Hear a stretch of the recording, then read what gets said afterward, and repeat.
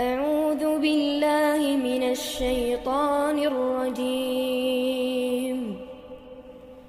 بسم الله الرحمن الرحيم السلام عليكم ورحمة الله وبركاته. إن الحمد لله نحمده ونستعينه ونستغفره ونعوذ بالله من شرور أنفسنا ومن سيئات أعمالنا من يهده الله فلا مضل له ومن يضلل فلا هادي له وأشهد أن لا إله إلا الله وحده لا شريك له وأشهد أن محمدا عبده ورسوله لا نبي بعده. اللهم صل وسلم وبارك على محمد صلى الله عليه وعلى آله وأصحابه ومن تبعهم بإحسان إلى يوم الدين. أما بعد. Bersyukur kita pada malam yang berbahagia ini berjumpa di majelis ini untuk satu aktivitas niat ikhlas dalam rangka untuk mengkaji satu ayat dari Al-Quran, satu hadis dari Nabi yang mulia. Semoga Allah Jalla Jalaluh memberikan kita ilmu yang bermanfaat. Semoga salawat dan salam selalu tetap terlimpah kepada junjungan kita baginda Nabi Muhammad bin Abdullah sallallahu alaihi wasallam. Demikian pula untuk keluarga beliau, keturunan beliau, para sahabat beliau dan seluruh pengikutnya hingga tibanya hari kiamat. Bapak Ibu, saudara-saudari yang dirahmati Allah Jalla wa'ala, malam ini kita akan mengkaji satu tema, yaitu keutamaan hari Arafah. Telah kita ketahui bahwa Allah menciptakan kehidupan ini terdiri dari dua dimensi. Ada dimensi ruang dan ada dimensi waktu. Ada kalanya Allah menciptakan ruang-ruang yang disucikan. Ada kalanya Allah menciptakan ruang-ruang atau waktu-waktu yang disucikan. Ada ruang yang suci, ada waktu yang suci. Yang pertama, Allah menciptakan waktu yang suci. Suci dalam pengertian syar'i yaitu al-haram. Al-haram artinya suci. Sehingga ada yang namanya bulan haram, itu berarti dimensi waktu yang suci. Dan itu sudah ditetapkan oleh Allah Jalla wa'ala sebelum Allah menciptakan Adam. Allah sudah tetapkan dimensi waktu. Bahkan Allah tentukan mana waktu yang suci dan tidak. Sehingga kata Allah Jalla wa'ala, buka tafsir Ibnu Katsir surah At-Taubah 9 ayat 36. Allah Jalla wa'ala berfirman, inna iddatash syuhuri 'indallahi 12 syahra fi kitabillahi yawma khalaqas samawati wal arda minha arba'atun hurum dzalikad dinul qayyim. Apa kata Allah? Sesungguhnya bilangan bulan pada sisi Allah ialah 12 bulan dalam ketetapan Allah di waktu Dia menciptakan langit dan bumi. Di antara 4 bulan haram, itulah ketetapan agama yang lurus. Iya.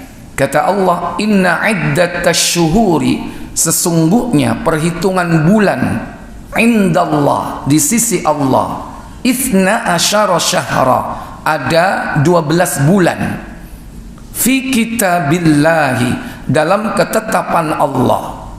Kapan Allah tetapkan itu? Yauma khalaqas samawati wal arda, tatkala Allah menciptakan langit dan bumi. Adam sudah ada atau belum? Dulu mana Adam sama langit? Dulu mana Adam sama bumi? Adam apa bumi? Bingung. Ono sing jawab Adam, ono sing jawab bumi. Mana? Bumi. Ya. Bahkan Adam itu yang kapan diciptakan Allah? Yang yang terakhir di hari apa? Hari Jumu'ah, selepas asar. Sementara waktu sudah berjalan setahun 12 bulan. Jadi yang menetapkan setahun 12 itu bukan ahli fisika, bukan astronom, tapi Allah yang menciptakan dan menetapkan. Minha, dari 12 bulan itu ada arba'atun hurum, ada 4 bulan suci. Baru kemudian nanti Allah tetapkan ada tempat yang suci setelah ada waktu-waktu yang suci. Baik, baca tafsirnya, silakan. Dari Abu Bakar bahwa Nabi SAW berkhutbah dalam haji wadanya, antara lain beliau SWT bersabda, ingatlah, sesungguhnya zaman telah berputar seperti keadaannya sejak hari Allah menciptakan langit dan bumi. Iya, dulu sama sekarang sama, nggak ada perbedaan waktu, sudah berjalan sebagaimana sedia kala. Maka tidak ada teori-teori alam semesta mengembang dan sebagainya, itu belum tentu benar ya. Tapi berjalannya waktu itu sudah sama dari dulu sampai sekarang, nggak ada perubahan. Setahun, lanjut. 1 tahun terdiri atas 12 bulan. 4 bulan diantara adalah bulan-bulan haram atau suci. Salasatun mutawaliyat, yaitu 3 bulan. Lanjut. 3 diantaranya berturut-turut. Berturut-turut, berurutan. Apa saja? Yaitu Zulqa'dah, Zulqaidah, terus Zulhijjah, bulan ke-12, terus dan Muharram. Muharram, bulan yang pertama. Ada satu yang menyendiri. Bulan apa itu? Yang lainnya ialah Rajab Mudhar. Rajab. Bulan yang keberapa Rajab? Bulan yang Agustus, bulan biru. Kok cepet jawabnya? Nek ditakoni Rajab sik mikir, sik dihitung suro, keliru bisa nyebuti suro, Sapar. Jadi bulan ke-7, bulan Rajab, baina Jumadai wa Sya'ban, yaitu yang terletak di antara bulan Jumada, yaitu Jumadil Akhir dan Sya'ban. Dan Sya'ban. Ya. Inilah ketetapan agama Allah Jalla wa Ala. Dan disebut Rajab Mudhar. Kenapa? Karena beliau menisbatkan kebenaran perkataan suku Mudhar tentang Rajab, yaitu bulan suci yang menyendiri dari yang berurutan. Berbeda seperti apa yang diucapkan Bani Rabi'ah, salah satu suku bangsa Arab. Bani Rabi'ah mengatakan bulan suci menyendiri itu baina Sya'ban wa Syawal. Apa? Ma baina Sya'ban wa Syawal Ramadan. Nabi tidak membenarkan perkataan Bani Rabi'ah, tetapi Nabi membenarkan perkataan Bani Mudhar. Makanya Rajab disebut dengan Rajab Mudhar. Dan ini bulan suci. Tentu kalau kita bicara bulan, di dalamnya ada hari. Hari itu bisa 30 hari, bisa 29 hari. Berarti hari-hari yang ada di bulan itu adalah hari-hari yang suci. Apa yang diperingatkan untuk kita di bulan-bulan suci itu? Pertama, berhenti dari perang, nggak boleh melakukan apapun bentuk mobilisasi militer, tidak boleh, kecuali kalau dalam keadaan kita diserang terpaksa. Tapi kalau untuk penaklukan sementara apa? Berhenti selama 4 bulan itu. Untuk apa? Menghormati para hujjat, jamaah haji, sehingga mereka berangkat dari negerinya masing-masing untuk menunaikan ibadah haji di bulan Dzulhijjah. Sebulan sebelumnya mereka aman. Ketika pulang pun demikian, sebulan sesudahnya, yaitu bulan Muharram, supaya apa? Aman. Kalau zaman itu aja kita harus menjaga, menghormati orang yang beribadah haji, apalagi sekarang. Padahal dulu senjata nggak bisa terbang, Pak. Paling-paling banter terbang berapa meter? Apa ya senjata yang terbang, Pak? Panah, tombak berapa meter? Sampai 100 meter? Nggak sampai. Mestinya di zaman sekarang harus lebih dihormati. Kenapa? Karena senjata bisa terbang dalam jarak yang jauh. Berapa Pak?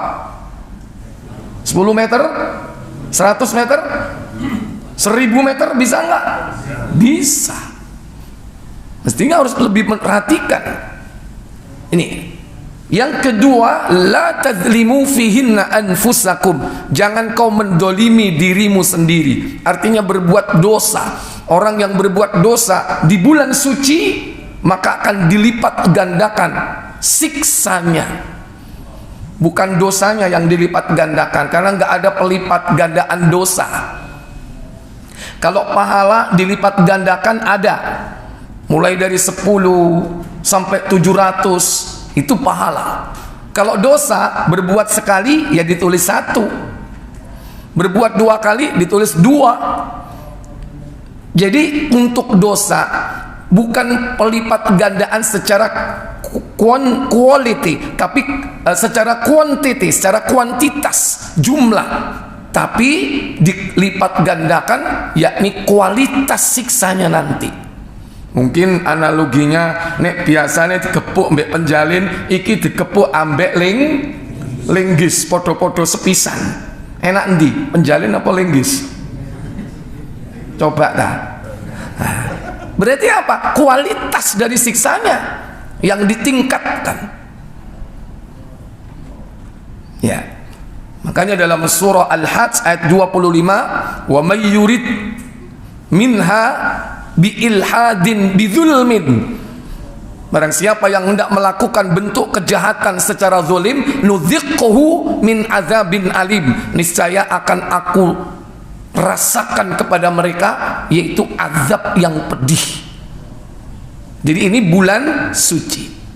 Di dalamnya tentunya hari-harinya adalah suci. Karena makna hurum jamak dari haram. Haram artinya suci. Sehingga ada bulan haram, tapi juga ada tempat-tempat yang disucikan. Sehingga ada yang namanya tanah haram, ada Masjidil Haram, masjid yang suci, ada wilayah-wilayah yang suci, dan itu ditetapkan kemudian. Mekah ditetapkan kesuciannya. Kemudian ada lagi Mina, tempat-tempat ibadah haji, termasuk yaitu Arafah. Adalah tempat-tempat yang kemudian ditetapkan sebagai tempat-tempat yang suci dalam rangka melaksanakan ibadah manasik. Para bapak, saudara sekalian yang dirahmati Allah Jalla wa'ala, menurut beberapa sumber riwayat menyebutkan, walaupun masih perlu dikoreksi, bahwa penetapan tempat-tempat yang suci itu berdasarkan momentum, saat-saat terjadi sesuatu yang luar biasa. Seperti ketika Nabiullah Ibrahim alaihissalatu wassalam melaksanakan perintah menyembelih Ismail, sehingga beliau keluar pada hari Tarwiyah, yaitu tanggal berapa? 8 Dzulhijjah. Ingat, Dzulhijjah bulan suci atau belum? Bulan suci atau bukan? Bulan suci. Dia masuk ke dalam bulan suci, maka hari-harinya adalah suci.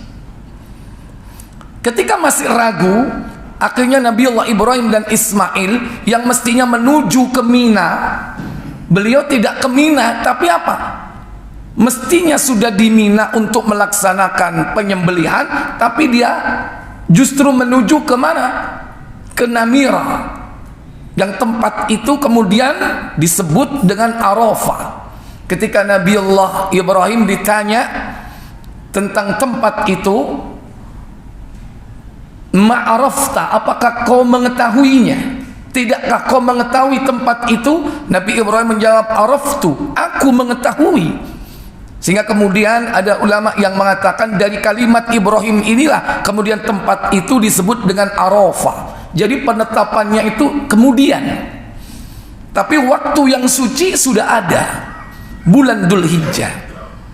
Saat itu kemudian Nabiullah Ibrahim keluar menuju ke Arafah. Setelah di Arafah, dia mengetahui dengan pasti bahwa ini perintah yang hak. Akhirnya apa? Justru Nabi Ibrahim kembali ke Mina. Perintahnya di Mina, tanggal 8 pergi ke Mina. Dari tempat itu malah keluar ke Arafah. Setelah yakin, setelah di Arafah kembali lagi ke Mina. Dan inilah napak tilas perjalanan beliau yang kemudian dijadikan sebagai ibadah apa? Haji. Maka haji yang sesuai sunnah keluar dari maktab di tanggal 8 hari Tarwiyah menuju ke Mina untuk melaksanakan sholat fardu 5 waktu secara qasar tanpa jamak, mulai dari zuhur, asar, maghrib, isya, subuh. Setelah matahari terbit pergi ke Arafah. Barulah kemudian di Arafah setelah matahari tergelincir melaksanakan sholat zuhur dengan cara jamak dan qasar, dengan sekali adzan 2 kali iqamah. Nah kemudian setelah itu matahari terbenam kemana? Yaitu kembali ke Mina, tapi melewati Muzdalifah, kemudian mabit di sana. Beliau nyampe kapan? Yaitu saat waktu isya, sehingga dijamak takhir salat maghrib dan isya di waktu isya dengan jamak qasar, dengan 1 kali adzan 2 kali iqamah. Kemudian setelah bermalam di tempat itu baru salat subuh. Setelah salat subuh, fajar, matahari terbit, baru kemudian menuju kemana? Ke Mina. Dan disitulah beliau kemudian melaksanakan yakni penyembelihan kepada Ismail atas perintah Allah Jalla wa'ala. Jadi sejarah tempat-tempat yang suci termasuk Arafah itu setelah ada momentum yang semua itu berangkat dari apa? Waktu-waktu yang sudah ditentukan oleh Allah Tabaraka wa Ta'ala. Oleh karena itu Arafah itu asalnya adalah hari, sehingga disebut dengan apa? Yaum Arafah. Baru kemudian setelah itu ditetapkan ada sebuah tempat yang bernama Arafah.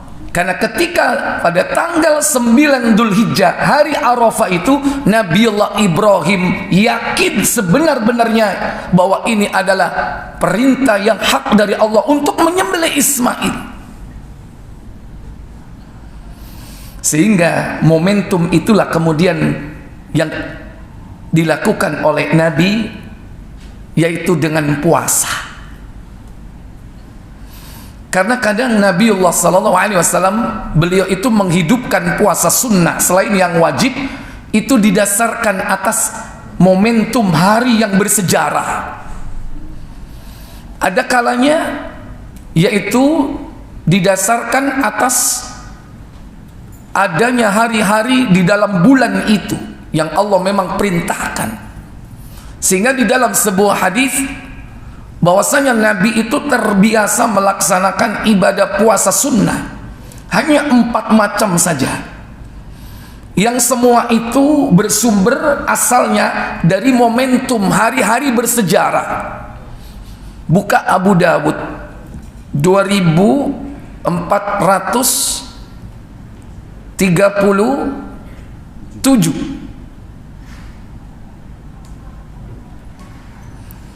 hadis riwayat dari beberapa istri Nabi. Silakan.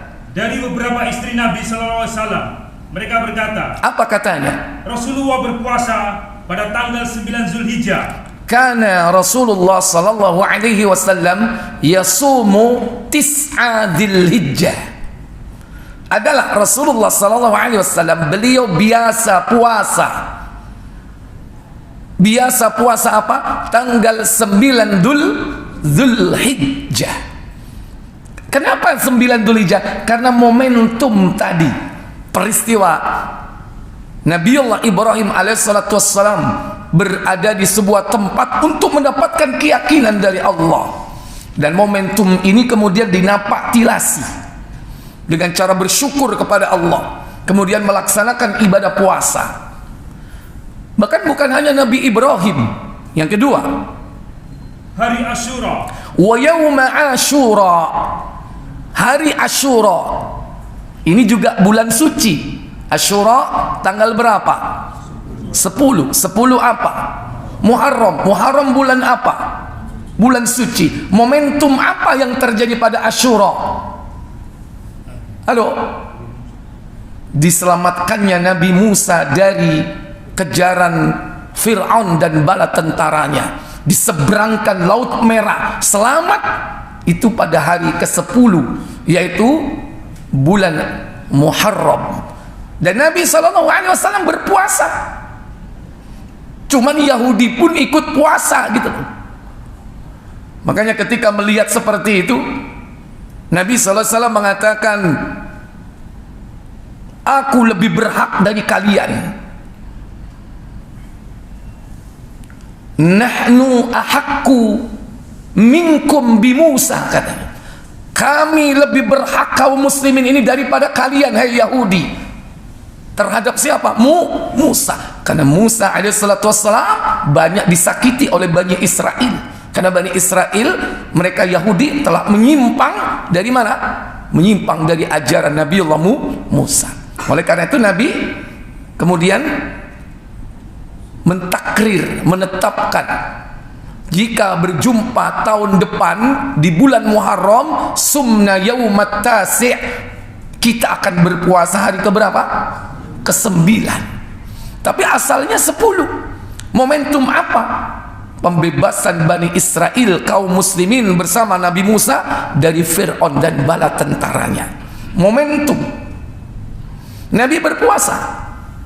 Yang ketiga, dan 3 hari setiap bulan. Wa thalathata ayyam fi kulli syahrin. Dan puasa 3 hari dalam setiap bulan. Kalau ini bukan pendekatan tanggal atau hari. Kalau tadi 2 di awal itu pendekatannya adalah tanggal. 9 Dzulhijjah, 10 Muharram.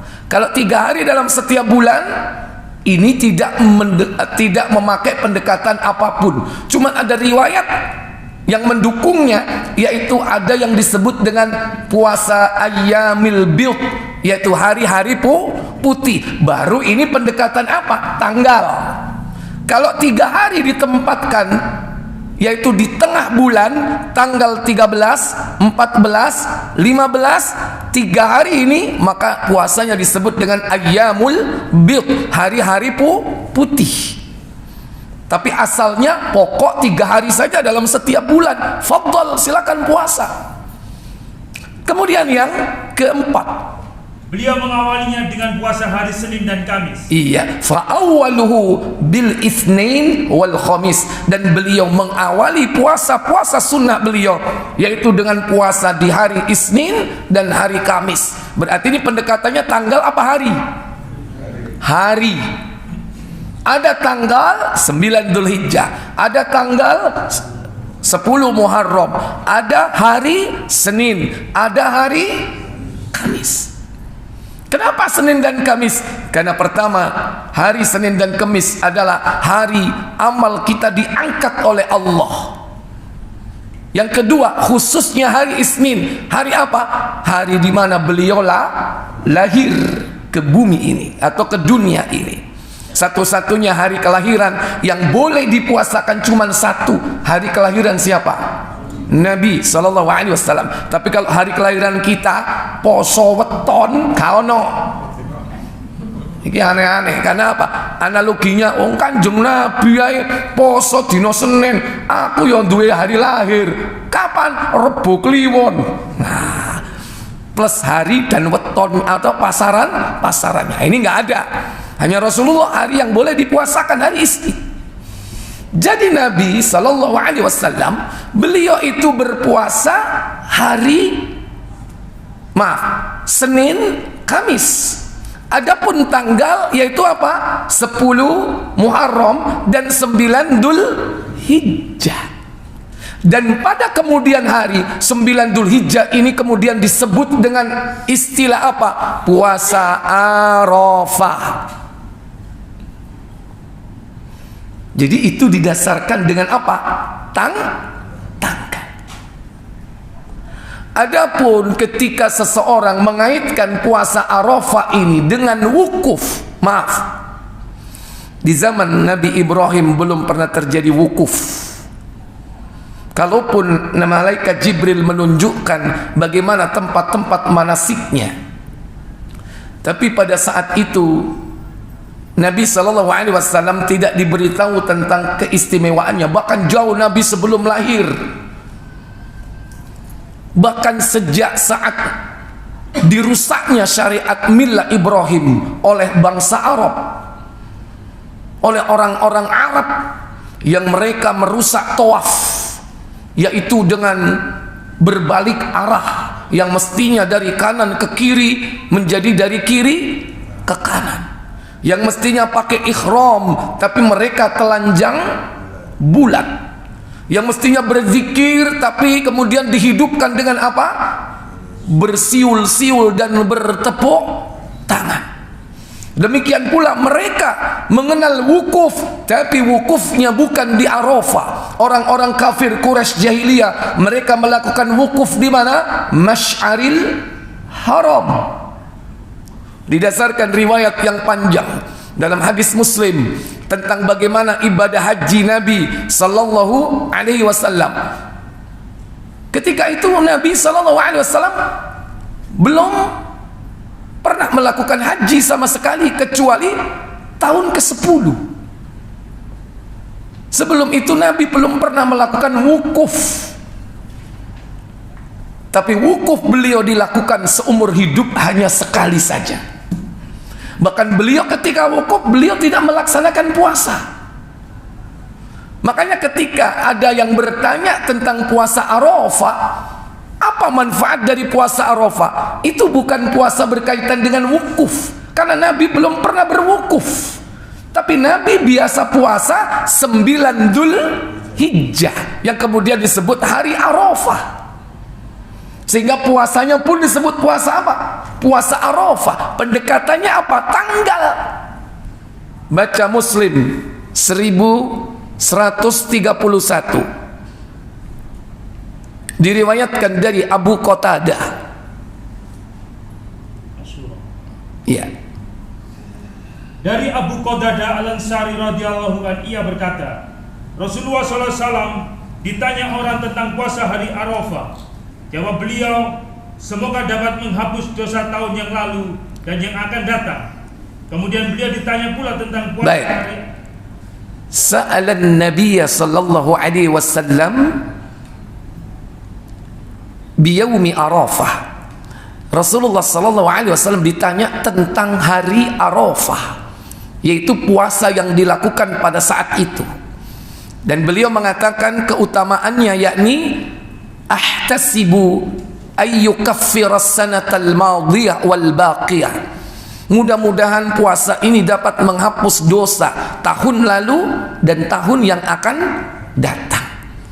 Karena puasa ini terletak di bulan suci, di hari yang suci, dan hari sebelumnya bulan suci, dan hari-hari sesudahnya juga sama bulan suci. Zulqa'dah, Zulhijjah, dua-duanya bulan suci. Bahkan Muharram setelahnya bulan suci. Makanya bulan suci ini melewati 2 tahun. Zulqa'dah bulan 11, Zulhijjah letaknya puasa Arafah bulan 12. Bulan suci berikutnya yaitu apa? Muharram, sama bulan suci. Ini sebagian ulama menjelaskan kenapa? Karena pada saat itu adalah bulan suci yang 3 berurutan, yang meliputi 2 tahun, tahun yang lalu dan tahun yang akan datang. Nah, ini puasa Nabi SAW yang disebut puasa Arafah, yaitu tanggal 9 Dzulhijjah. Adapun wukuf beliau baru beliau lakukan tahun ke-10. Sebelum itu nggak ada wukuf. Kalaupun ada, wukufnya salah, bukan di Arafah. Di mana tadi? Masy'aril Haram. Bagaimana beliau SAW melaksanakan haji? Seorang sahabat namanya Jabir bin Abdullah menerangkan tentang bagaimana haji Rasulullah. Silakan. 1188. dari Ja'far bin Muhammad radhiyallahu an dari bapaknya, ia berkata, kami datang ke rumah Jabir bin Abdullah radhiyallahu an. Lalu dia menanyai kami satu persatu, siapa nama kami masing-masing. Sampai giliranku kusebutkan namaku Muhammad bin Ali bin Husain. Lalu dibukanya kancing bajuku yang atas dan yang bawah. Kemudian diletakkannya telapak tangannya antara kedua susuku. Ketika itu aku masih muda belia. Lalu dia berkata, selamat datang wahai anak saudaraku. Tanyakanlah apa yang hendak engkau tanyakan. Iya, Jabir mengatakan selamat datang anak saudaraku. Ja'far bin Muhammad bin Husain di sini tidak lain adalah keturunan dari Ali bin Abi Thalib, yang ketika itu masih muda sekali ya, masih ya remaja, yang kemudian mendatangi sahabat Jabir bin Abdullah berbicara tentang masalah pengalaman beliau bersama Nabi melaksanakan haji. Dan inilah cara tabi'in belajar kepada gurunya, yaitu para sahabat. Maka Jabir ketika itu sudah buta, diletakkan telapak tangannya di antara kedua susunya atau di dadanya. Kemudian mengatakan, selamat datang wahai anak saudaraku. Padahal Jabir tidak mengenal, cuman dia mengenal dari nama, Fulan bin Fulan bin Fulan bin Fulan. Kemudian lalu aku bertanya kepadanya, dia telah buta. Ketika waktu sholat tiba, dia berdiri di atas sajadah yang selalu dibawanya. Tiap kali sajadah itu diletakkannya ke bahunya, pinggirnya selalu lekat padanya karena kecilnya sajadah itu. Aku bertanya kepadanya, terangkanlah kepadaku bagaimana caranya Rasulullah SAW melakukan ibadah haji. Lalu dia bicara dengan isyarat tangannya sambil memegang 9 buah anak jarinya. 9 buah anak jarinya digenggam, dipegang. Lantas mengatakan apa? Katanya 9 tahun lamanya beliau menetap di Madinah, namun beliau belum haji. 9 tahun beliau menetap di Madinah tapi belum haji. Berarti sudah kurang berapa tahun lagi beliau di Madinah. Beliau diangkat menjadi nabi dan rasul usia 40 tahun ketika di Mekah. Dakwah di Mekah 13 tahun. Berapa sudah? 53 tahun baru kemudian dia hijrah ke Madinah. Sementara usia beliau total berapa tadi?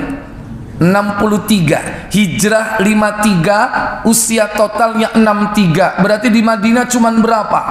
10 tahun. Sementara tahun ke-9 beliau belum haji. Sebagaimana dikabarkan, 9 tahun beliau menetap di Madinah tapi belum haji. Walaupun Nabi sudah pernah melakukan umroh berapa kali? 3 kali. Dan totalnya 4 kali bersama hajinya. Rasul umroh dulu 3 kali baru kemudian haji. Nah, pada tahun ke-9 diumumkan bahwa, yaitu lanjut, kemudian beliau memberitahukan bahwa tahun ke-10 beliau akan naik haji. Karena itu berbondong-bondonglah orang datang ke Madinah, hendak ikut bersama Rasulullah SAW untuk beramal seperti amalan beliau. Lalu kami berangkat bersama-sama dengan beliau. Ketika sampai Zululaifah, Asma binti Umais melahirkan putranya, Muhammad bin Abu Bakar. Cukup ya, hadis ini panjang ya. Tapi sudah kita ketahui bahwa Rasul SAW beliau melaksanakan ibadah haji tahun keberapa tadi? 10. Sementara beliau wafat tahun ke-11 di bulan Rabiul Awal, kurang lebih 80 harian setelah itu beliau wafat. Berarti beliau hanya sekali seumur hidup. Berarti beliau rukufnya berapa kali? Halo? Hanya sekali seumur hidup beliau melaksanakan wukuf. Sebelumnya belum pernah beliau melakukan wukuf. Tapi Nabi sudah terbiasa melakukan puasa apa? 9 Dzulhijjah, yang kemudian disebut puasa apa? Arafah. Oleh karena itu puasa Arafah itu dasarnya tanggal, bukan dasarnya wukuf. Karena Nabi melakukan puasa sunnah 9 Dzulhijjah. Jauh, ketika itu belum ada wukuf. Bahkan ketika Nabi wukuf sendiri, beliau tidak puasa. Oleh karena itu Bapak Ibu, saudara-saudara sekalian, jangan bingung kapan kita harus puasa Arafah, yaitu puasa tanggal 9 Dzulhijjah, yaitu berdasarkan penetapan hari kapan tanggal 9 Dzulhijjah. Sehingga sekalipun mungkin barangkali di negeri kita saat kita berpuasa dan sementara wukuf sudah lewat, maka tidak menjadi masalah buat kita, karena Rasul terbiasa puasa tanggal 9 Dzulhijjah. Yang kedua, ketika tidak ada wukuf, antum masih puasa Arafah enggak? Halo, puasa Arafah kan 9 Dzulhijjah. Ketika nggak ada wukuf, antum masih puasa nggak? Puasa. Kemarin waktu ada corona, antum puasa nggak? 2 tahun nggak ada ibadah haji. 9 Dzulhijjah puasa nggak? Puasa. Tetap namanya puasa Arafah. Nggak ada wukuf, ada wukuf. 9 Dzulhijjah puasa. Dan puasa itu namanya puasa Arafah karena dasarnya adalah apa? Tanggal. Saat itu Nabi Allah Ibrahim mendapatkan keyakinan tentang perintah Allah itu di hari Arafah. Dan kemudian setelah itu tempatnya disebut Arafah, yang saat Nabi Ibrahim belum ada wukuf. Wallahu a'lam.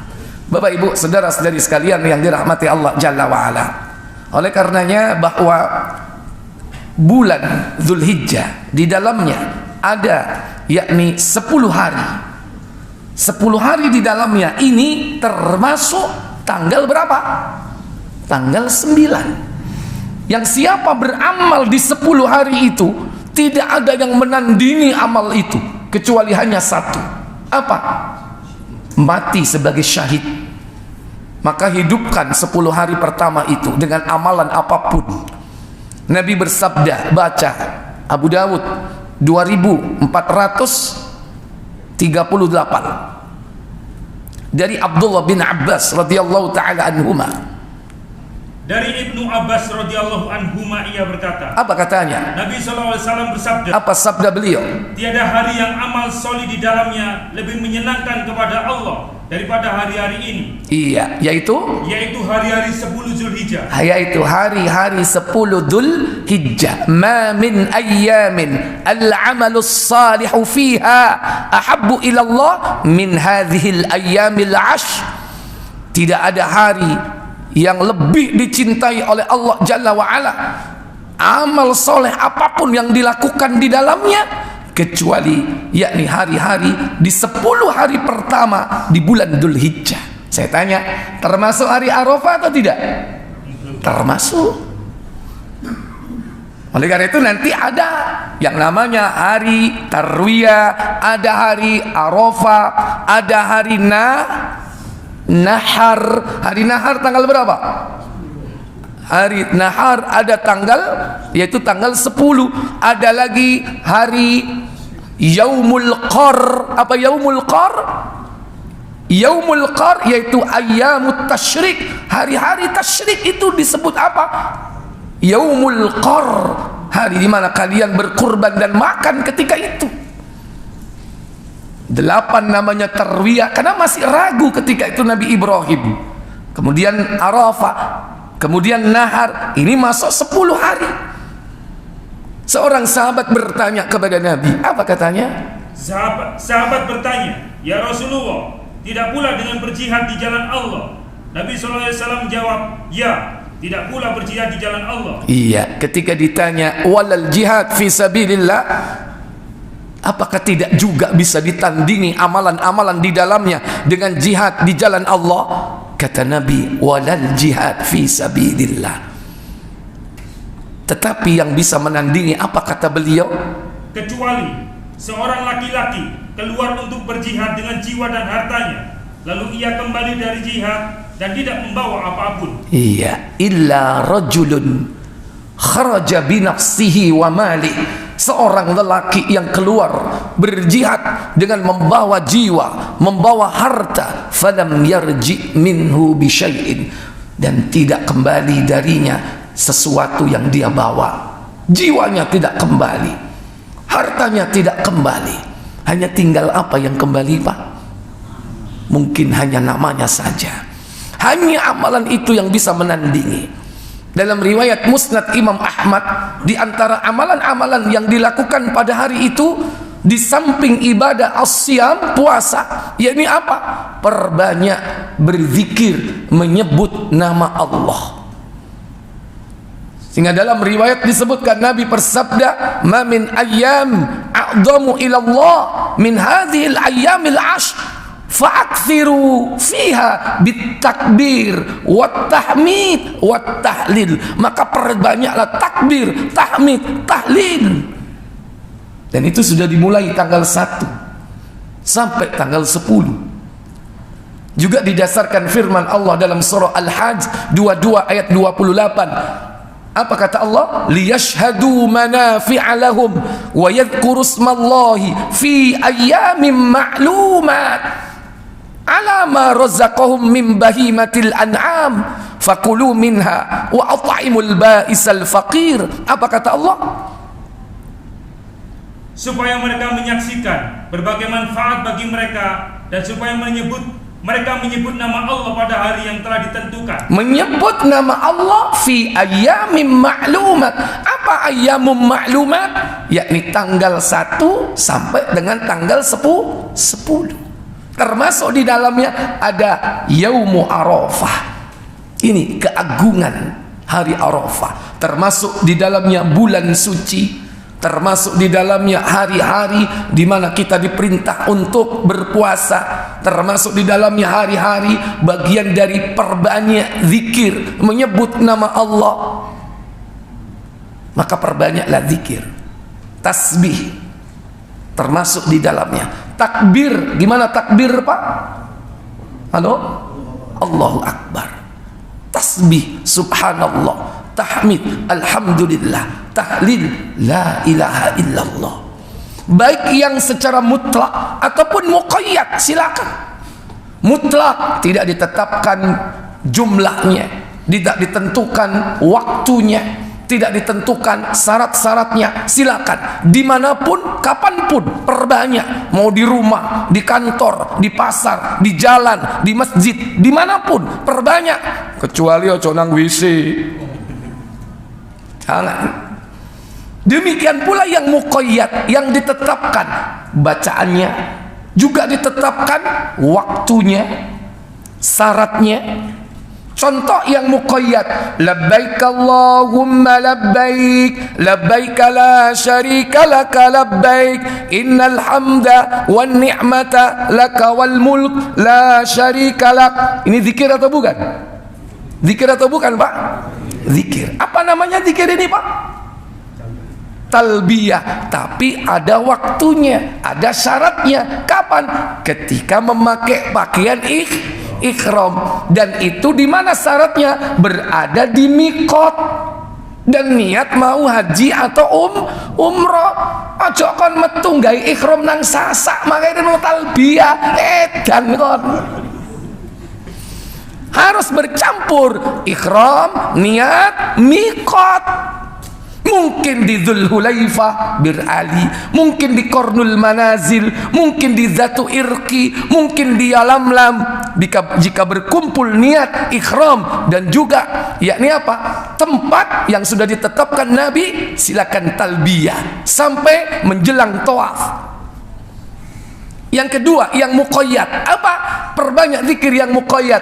Allahu Akbar, Allahu Akbar, la ilaha illallah, wallahu akbar, Allahu Akbar walillahil hamd. Apa ini namanya? Takbir. Ojo takbiran sembarang dikeian. Ya apa? Tahlil dadi, Yasin jadi sembarang nek dikeian iku dadi elek. bojo dikaian dadi apa? Bojo-bojoan elek sing asli wae. Takbir, tahmid, tahlil, ya gitu. Nah, kapan ini dilakukan takbir? Yaitu mulai hari Arafah, tanggal 9 Dzulhijjah. Kapan? Selepas sholat subuh. Dalam riwayat Ad-Darqutni, Nabi SAW selepas sholat subuh, beliau menghadapkan wajahnya ke jamaah para sahabat ketika itu. Lantas beliau bertakbir 2 kali takbirnya. Allahu Akbar, Allahu Akbar. Dalam riwayat Al-Hakim sebanyak 3 kali. Mangane gak usah ribut. Loro telu gak masalah. Beliau takbir diikuti oleh jamaah ketika itu. Sampai kapan? Sampai akhir ayyamu tasyrik, tanggal 13 Dzulhijjah. Inilah zikir-zikir yang muqayyadah, yang ditetapkan kalimatnya, waktunya, syaratnya. Maka perbanyaklah zikir kepada Allah di hari-hari yang telah ditetapkan. Dan juga yang kedua, ayyamum ma'dudat, hari-hari yang berbilang. Apa itu? Tanggal 11, 12 dan 13. Sudah masuk? Silakan adzan dulu. Nanti setelah adzan boleh buka tanya jawab. Silakan. Baik, Bapak Ibu, saudara-saudari sekalian, saya buka tanya jawab. Ya, silakan, Pak. Nggih. Kita itu ngikuti tanggal Mekah apa ngikuti tanggal Indonesia? Oh, ini. Waktu Ya. puasanya itu. Dan lebarannya. Ya, baik, karena kita sudah sepakat bahwa yang kita ikuti adalah tanggal. Sekarang pertanyaan berikutnya, tanggalnya siapa? Kan gitu kan? Iya kan? Nah, dalam penetapan tanggal masuknya bulan itu, ternyata di dalam sejarah itu pernah terjadi perbedaan antara daerah Islam, kaum muslimin yang satu dengan yang lainnya, padahal tidak terpaut jauh.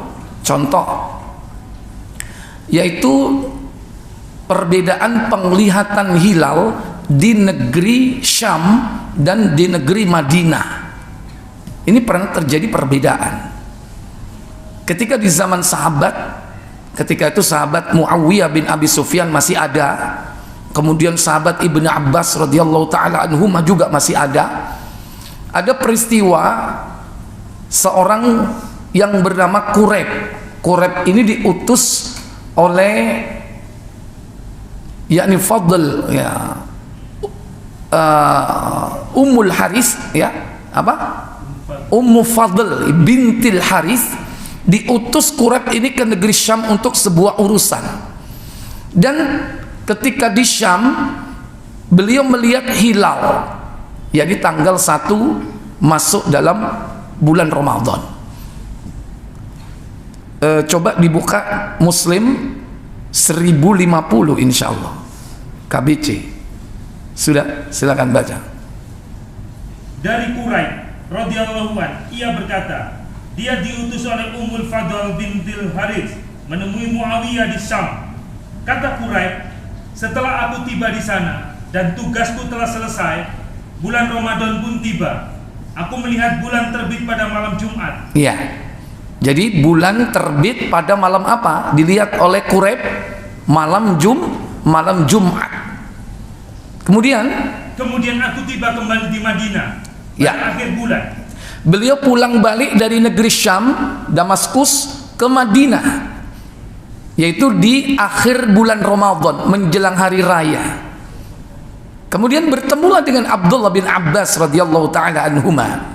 Terus lalu Abdullah bin Abbas radhiyallahu anhuma bertanya kepadaku, kapan Anda mulai melihat bulan? Jawabku, kami melihatnya pada malam Jumat. Tanyanya, apakah Anda menyaksikannya sendiri? Jawabku, iya, aku menyaksikannya sendiri bersama-sama orang banyak. Karena itu mereka mulai puasa.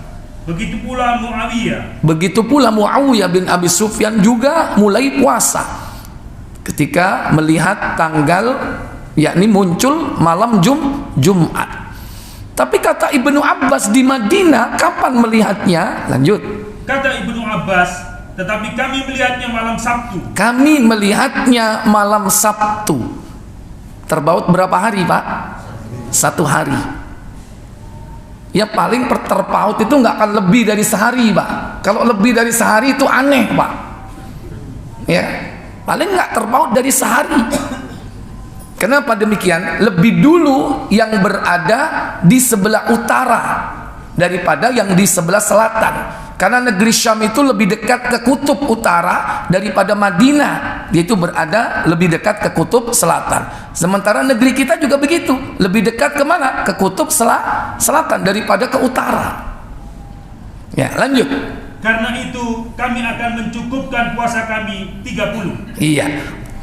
Jadi ketika Ibnu Abbas bertanya kepada Quraib, dan Quraib mengatakan, apakah kita tidak mengikuti penglihatan Muawiyah saja, yaitu tanggal pada malam Jumat? Tapi Ibnu Abbas tadi mengatakan apa? Tidak. Hakadha amarona Rasulullah sallallahu alaihi wasallam. Seperti inilah cara Rasulullah sallallahu alaihi wasallam memerintahkan kita, yaitu melihat terbitnya bulan sesuai dengan daerahnya masing-masing.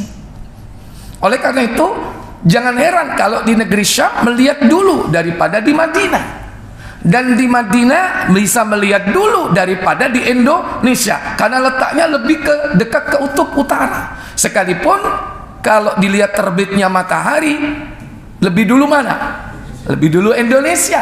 Tapi karena ini bukan didasarkan terbitnya matahari, tapi terbitnya bulan, maka yang di sebelah utara lebih dulu dari yang di sebelah selatan.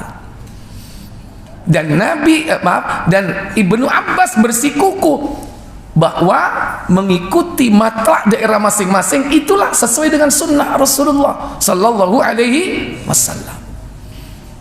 Oleh karena itu, ketika di Saudi sudah menetapkan, sementara Indonesia belum menetapkan, berarti kita tetap mengikuti apa? Tanggal yang terjadi di negeri kita. Ya, berarti otomatis kalau Saudi lihat duluan mana hari rayanya? Duluan Saudi daripada Indonesia. Duluan mana wukufnya dengan puasa kita di sini? Duluan wukufnya, karena memang nggak ada hubungannya juga wukuf dan puasa, ya kan? Makanya jangan bingung. Kalau kita sudah sepakat tanggal, dan kalau kita sudah sepakat yang kedua dengan ru'yah, maka mengikuti tanggal dan matlak daerah masing-masing. Kalau ini sudah berkumpul, maka kita sudah mendapatkan jawabannya. Nah, kalau di negeri kita ada perselisihan, maka hakimlah yang menetapkannya. Dan ketetapan hakim inilah yang kemudian kita laksanakan. Wallahu a'lam. Baik, yang lain silakan.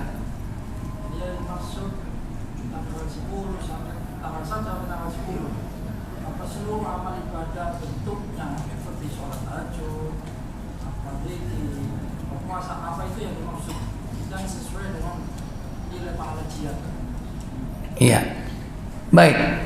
Makanya di hadis riwayat Ibnu Abbas tadi dalam Sahih Abu Dawud, Nabi mengatakan al-amalus salih. Al-amalus salihu di situ tidak lain adalah seluruh amal, karena dengan menggunakan lam ta'rif di situ. Berarti bukan hanya amalan-amalan yang ada kaitannya dengan ibadah haji saja, tapi seluruh amalan yang dilakukan di hari-hari itu. Inilah keutamaan dari 10 hari bulan Dzulhijjah, sebagaimana keutamaan 10 malam di bulan Ramadan. Amal apa saja dilakukan yakni di malam bulan Ramadan, termasuk di dalamnya qiraatul Quran, zikrullah, qiyamul Ramadan.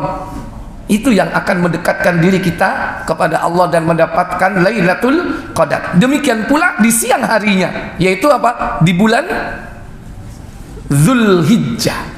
Dan 10 hari ini pernah diberikan oleh Allah kepada Nabi Musa. Dalam surah Al-Baqarah disebutkan kan pada ayat keberapa itu? 51 kalau tidak salah. Walaqad atainal Musa apa?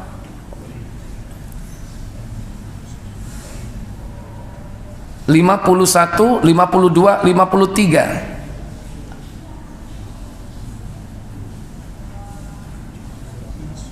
Nabi Musa mendapatkan yakni 40 hari ya, diberikan oleh Allah itu ternyata saat itu terjadi yakni bulan Dzulqa'dah 30 hari ditambah 10 hari di bulan Dzulhijjah, sehingga totalnya berapa? 40 hari. Nah, 40 hari ketika beliau di Gunung Tursina mendapatkan wahyu itu, perintah dan larangan, itu bulan Dzulqa'dah full 30 hari ditambah 10 hari bulan Dzulhijjah. Nah, ini keutamaan dari bulan Dzulhijjah. Ternyata momentum ini jauh sebelum ada yakni ibadah haji. Di zaman Nabi Musa pun pernah mendapatkan keutamaan, yakni mendapatkan apa? Kitab, yaitu Taurat. Ya, jadi seluruh amal jangan khawatir, baik itu sholat fardu masuk, mungkin juga amalan-amalan wajib yang lain itu juga masuk. Makanya para ulama kemudian memerintahkan untuk menghidupkan 10 hari di bulan Dzulhijjah itu hendaklah apa? At-tabkir lil faraid. Apa at-tabkir? Berpagi-pagi di dalam mengerjakan yang wajib. Contoh sholat fardu, usahakan berpagi-pagi. Biasanya budal nek wis komat iki budal wayahe nah itu berpagi-pagi. Jadi amalan di dalamnya termasuk yang bukan kaitannya dengan ibadah haji, semua amal soleh. Wallahu a'lam. Baik, ada lagi? Saya pikir cukup. Kita tutup dengan kafarat majelis subuh. Semoga bermanfaat untuk kita semua. Semoga Allah mengampuni dosa-dosa kita atas segala macam yakni perbuatan kita dan kehuluan kita, termasuk ketidaksengajaan yang kita lakukan. Semoga Allah memberikan kita kemaafan, ampunan dan juga kemanfaatan dari apa yang kita pelajari pada malam ini. Wa akhiru da'wana subhanakallahumma wa bihamdik asyhadu an la ilaha illa anta astaghfiruka wa atubu ilaik. Wassalamu alaikum warahmatullahi wabarakatuh.